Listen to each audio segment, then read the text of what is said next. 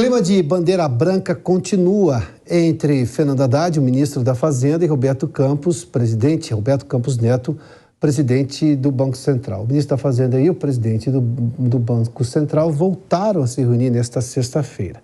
A Berenice Leite está conosco lá em Brasília. Berenice, boa noite. Como é que foi esse encontro?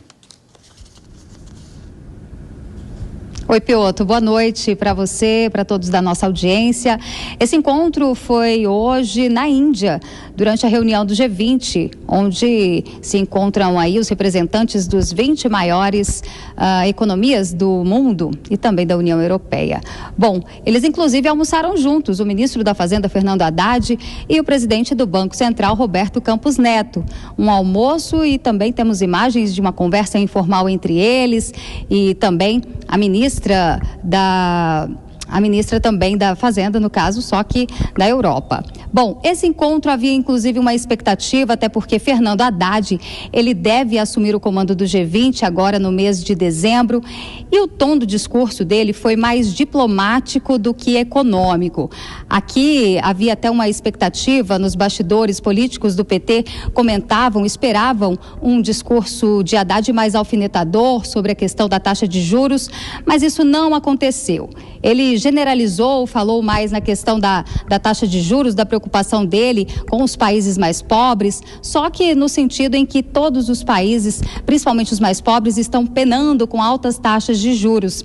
Ele ainda comentou também sobre a necessidade, a importância de uma política mais desenvolvida aí para os bancos multilaterais, para que eles possam apoiar no sentido dessas reformas, canalizar recursos para a pobreza, a fome e também mudanças climáticas, apoiando inclusive os países em desenvolvimento com financiamentos de longo prazo e taxas de juros adequadas. Ele falou inclusive em estimular parcerias entre a iniciativa privada e também a iniciativa pública e também buscar mais investimentos privados. Em seu discurso, o ministro da Fazenda também aproveitou para destacar pontos chaves do governo de Lula. Ele disse que é importante canalizar recursos para combater a fome, a pobreza e a questão climática. E também ressaltou que essa questão climática é algo mais caro, que oferece aí altas taxas de risco e por isso muitos países têm a dificuldade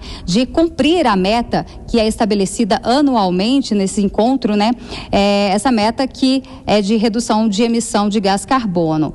Bom, a gente também destaca a agenda dele hoje. Ele se encontrou com outros ministros da economia, da Argentina, da Espanha e também da África do Sul, além de um cenário também que ele destacou e se encontrou com representantes da União Europeia.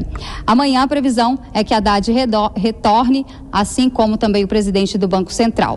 Volto com você. Muito obrigado, Berenice. Professor Marcelo Sono, vamos lá. A gente viu essas informações, acompanhamos agora as informações da Berenice. Se a gente olha para o currículo, obviamente, de formação econômica do Haddad, ele não há comparação com o ministro Paulo Guedes. Mas Haddad tem uma formação política muito maior na área, do ponto de vista acadêmico, e ele também tem a experiência de ter sido prefeito da capital São Paulo. Ele está usando essa experiência política para driblar, seja a pressão interna que tem no PT, ou mesmo dessa briga entre o presidente Lula e o presidente do Banco Central? Pioto, me parece mais que ele está usando da habilidade política que ele tem, porque ele tem habilidade, isso é indiscutível. Habilidade política para tentar conversar com todas as partes, criando a sensação de que se buscará um consenso. Ora, o que está muito claro, pelo menos na minha perspectiva, é de que interessa ao presidente Lula não impedir a independência do Banco Central. O que ele quer é ter alguém dele no Banco Central. Por qual razão? Está muito claro, precisa de dinheiro em caixa e, além disso, precisa ter um juros baixo, independentemente do problema da inflação ou da saúde da moeda. Para quê? Para criar crédito suficiente para mostrar para o povo que o povo realmente está usufruindo de benefícios que nunca usufruiu ou apenas no seu governo anterior. Ora, o Haddad está apenas azeitando uma relação, porque o foco é o Roberto Campos Neto. Ele atrapalha. Por qual razão? Porque ele tem uma visão de que o papel do Banco Central é a saúde da moeda. Ali ele aproveitou, naquele momento, para fazer o que tem sido feito. jogar a culpa de quaisquer erros que estejam acontecendo agora, ou dificuldades, ou erros futuros no governo anterior. Faz parte do ambiente de narrativa política. O Haddad, ele é muito bom nisso. E o Banco Central tem autonomia por uma decisão do Congresso Nacional. Isso foi votado no Congresso Nacional, essa autonomia do Banco Central. Ou seja, o mundo existia antes de 1º de janeiro de 2023. O Brasil também.